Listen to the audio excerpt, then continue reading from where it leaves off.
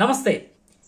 ఇప్పటి వరకు ప్యారడీలు, పాటలు, పాఠ్యాంశాలతో వీడియోలు చేసిన నేను ఏమిటో మార్చి 24, 2026న సుప్రీంకోర్టు తీర్పు త్రిపుల్ విద్వేషం 1950 ప్రెసిడెన్షియల్ ఆర్డర్ను బట్టి దళిత హిందువులని, దళిత క్రైస్తవులని అంటూ వేరు చేయడం, వారిలో వైషమ్యాలు కలిగించడం, ఆకివీడి పరిస్థితి, ఎస్టీ, బీసీ, ఓబీసీ, ఓసీలకు లేని నిబంధన ఆర్డర్ రూపంగా అన్యాయంగా రాజ్యాంగంలో చొప్పించి దానిని ఆయుధంగా మలచి దానితో ఒకే ఒక వేటు వేసి దళితులను మత ప్రాతిపదికన విడదీయడం చూసి విని నాలో ఆలోచనలు ఈ విధంగా మెదులుతున్నాయి.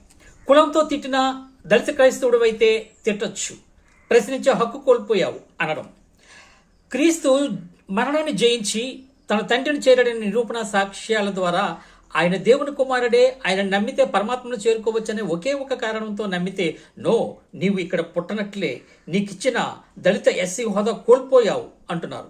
రాజ్యాంగానికి మతం లేదనే మన దేశంలో, నా దేశంలో ఆ మతంలో కులం లేదంట, కాబట్టి నీకుండదు.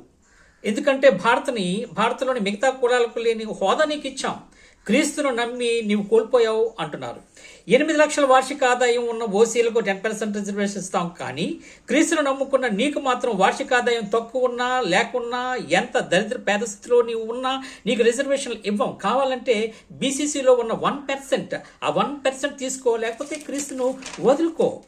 ఆ సామాజిక వెనుకబాటు కులాలకు 27% రిజర్వేషన్ ఇస్తాం, కానీ నీవు క్రీస్తు నమ్మటం వలన నీవు సామాజికంగా అంటరానివుడివని అవమానం పొందిన నీకు సామాజిక గుర్తింపు ఇవ్వం, వెనుకబడిన కులంగా ఎస్సీలను గుర్తించం అంటుంటే జనన మరణాలు సమానంగా ఉండి పుట్టి చేస్తున్న మానవుల నైజం నా మస్తిష్కాన్ని వేధిస్తుంది, ఇలా ఆలోచింపజేస్తుంది. ఎవరితో చెప్పుకోలేక వీడియో ఈ విధంగా చేస్తున్నాను. మా దేవుడు ఏ రూపంలోనైనా కొలవచ్చు అని చెప్పాడని అంటూనే క్రీస్తు అల్లా తప్ప. సృష్టిలో సజీవులలో, నిర్జీవులలో దేవుని చూడగలిగే గొప్ప హృదయాలు, ధర్మ హృదయాలు మీవి. అలాంటి మీరు ప్రపంచంలో అత్యధికంగా దేవుడిగా నమ్మే క్రీస్తులో దేవుడి కనిపించకపోవడం, దేవుడిని గుర్తించకపోవడం, కనీసం పై వాటిలో ఒక దేవుడిగానైనా సమ్మతించకపోవడం ఆశ్చర్యం. ఆరాధించకపోయినా పర్వాలేదు, పరమాత్మ స్వరూపాలలో క్రీస్తు ఒక రూపమని, అవతారమని గుర్తించలేని మనస్సు నీకు ఎలా వచ్చిందో. శ్రీకృష్ణుడు, రాముడు, అల్లా చెప్పారా ఏమైనా ఇది నా మతమని, ఇది నా కులమని? లేదే. మరి ఇవేమిటి?